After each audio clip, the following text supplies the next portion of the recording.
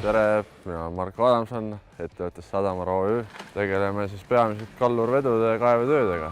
Nüüd ostsime giljotini ja tegeleme giljotini lõikusega.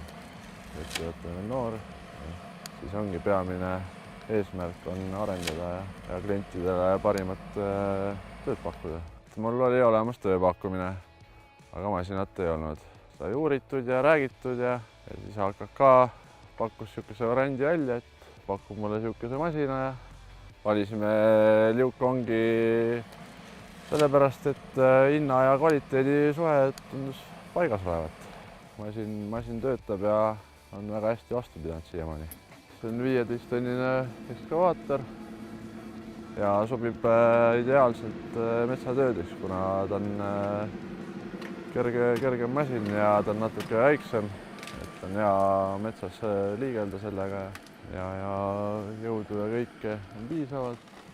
Metsa võtame siin sellepärast maha, et siin hakatakse maaparandust tegema ja siin on suhteliselt pehme pinnas praegu, kus on vesi kogunenud juba ja selle masinaga on väga hea siin liigelda, kuna on 700-sed kilbid all, mis aitavad masinat paremini pinnal hoida. Päevad on umbes 10-12 tunni pikkused. Masinaga on hea mugav töötada ja avar, siis kõik on mugav ja on hea vaikne, ei ole lärmakas. Metsa lõikamisel on oluline näha üles ja igale poole, ette ja taha ja siit kabiinist on väga hea vaade igale poole.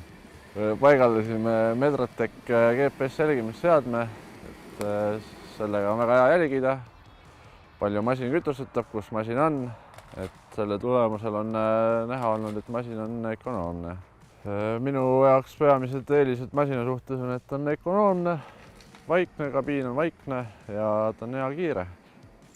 Soovitaksin AKK-ga koostööd kõikidele teistele.